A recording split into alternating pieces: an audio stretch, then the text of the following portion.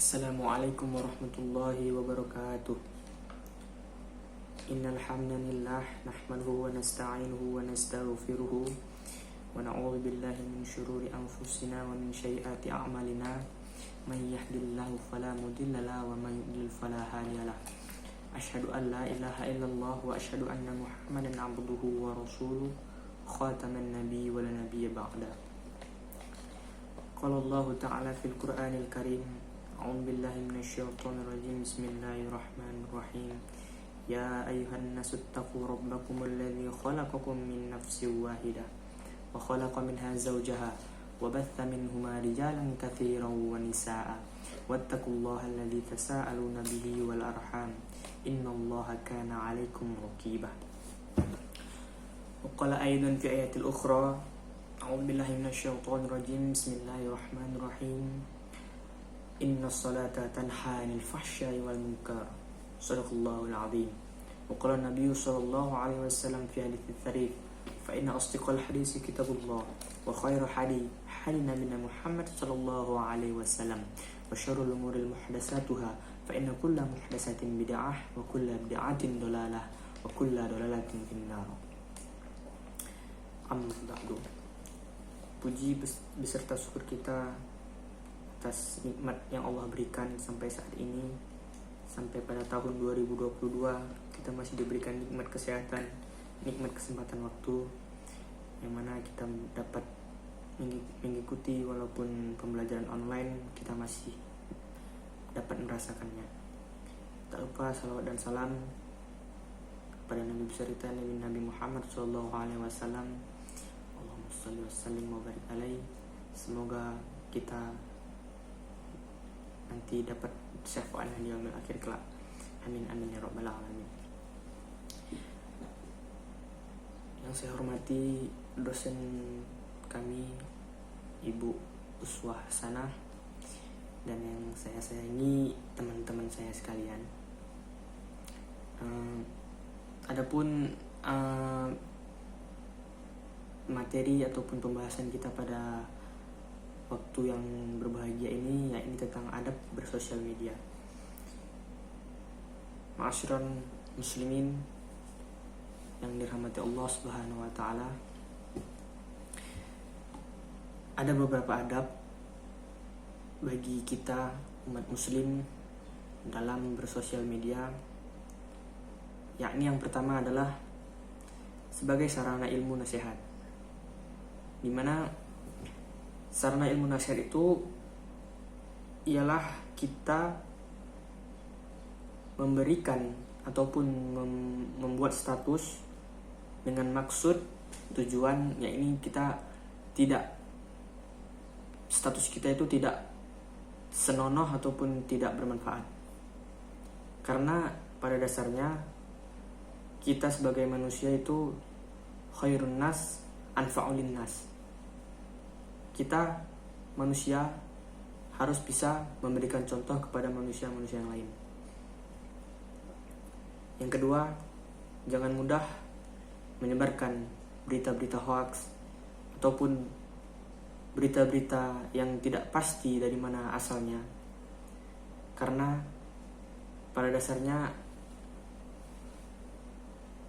perbuatan tersebut adalah perbuatan orang-orang kafir, yang mana orang-orang kafir menyebarkan berita-berita yang tidak benar kepada orang-orang lain. Maka dari itu, kita sebagai umat muslim harus memberikan berita-berita yang akurat agar dapat diketahui oleh umat-umat muslim lainnya. Yang ketiga, jangan sampai status kita itu ataupun bersosial media kita itu tidak memprovokasi ataupun membangkitkan emosi-emosi seseorang. Artinya kita membuat story itu bukan maksud dan tujuan kita adalah kita buat status ataupun kita buat bersosial media, kita itu tidak boleh memprovokasi seseorang. Yang mana ketika ada, misalnya sebagai contoh, ada masalah terkait artis tersebut, lalu kita di media sosial kita memprovokasinya di komentar. Nah, itu merupakan salah satu perbuatan yang tidak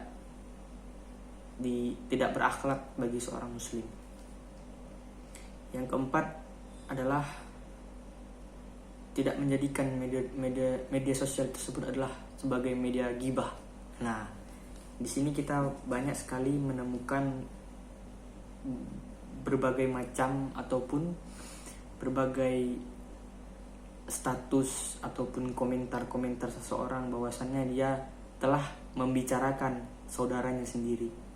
Nah, ini jadi bagi teman-teman ataupun ibu ataupun yang lainnya ataupun untuk kita semuanya, janganlah kalau misalnya kita ada masalah, janganlah kita taruh masalah kita itu di sosial media kita, karena itu merupakan aib kita sendiri. Apalah manfaatnya ketika kita naruh ataupun mempamerkan ataupun menginfokan keburukan orang ataupun keburukan kita sendiri. Itu sangat tidak baik. Baiklah, yang kelima. Nah, ini merupakan hal yang paling penting, yaitu kita boleh saja mengupload ataupun membuat story kita itu tentang aktivitas keseharian kita, karena itu kesannya adalah berbagi. Karena ada seseorang ketika nih, saya contoh sedang bermain badminton. Jadi banyak orang yang mungkin pengen main badminton lah istilahnya. Ada mungkin teman saya, mungkin Mardiko, dia pengen main badminton. Dia lihat story saya itu dia pengen main badminton, jadi dia menghubungi saya. Itu namanya berbagi aktivitas.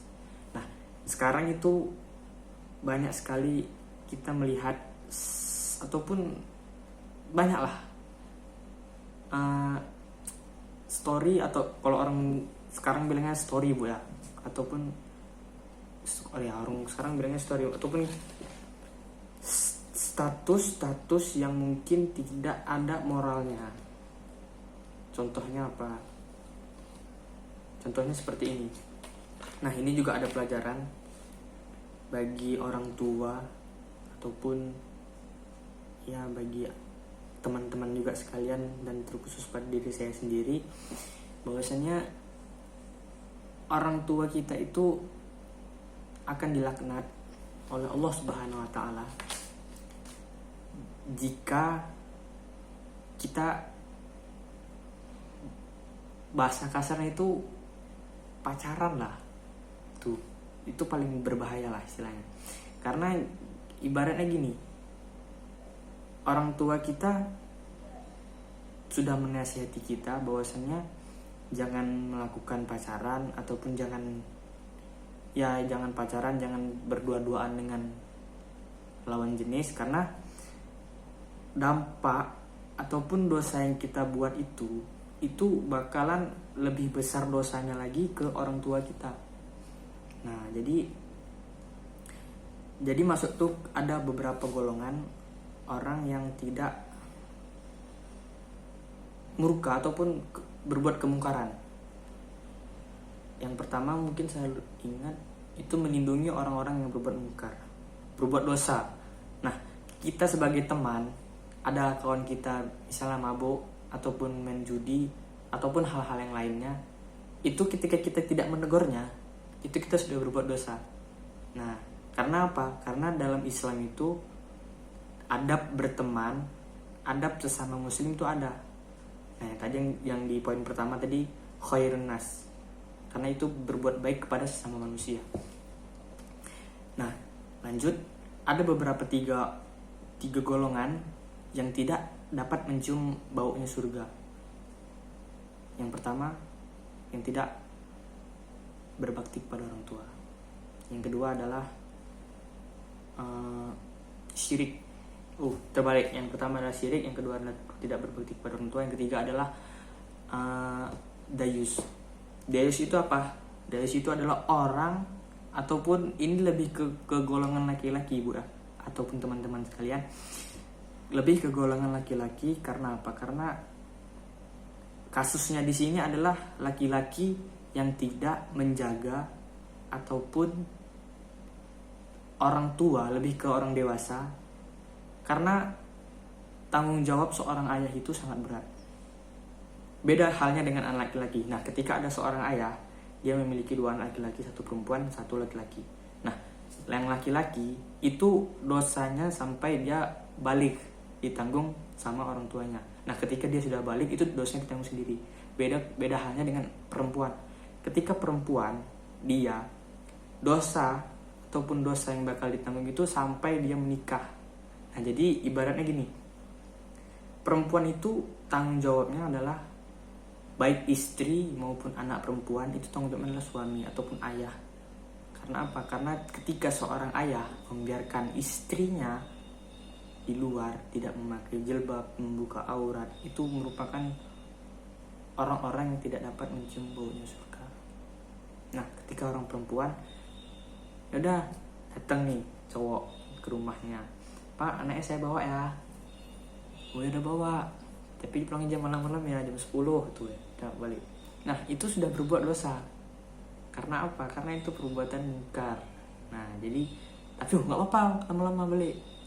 Beda halnya itu sangat tidak umat muslim sekali. Karena banyak kita mendapatkan orang-orang di luar sana itu, ya mohon maafnya, pacaran di gelap-gelapan.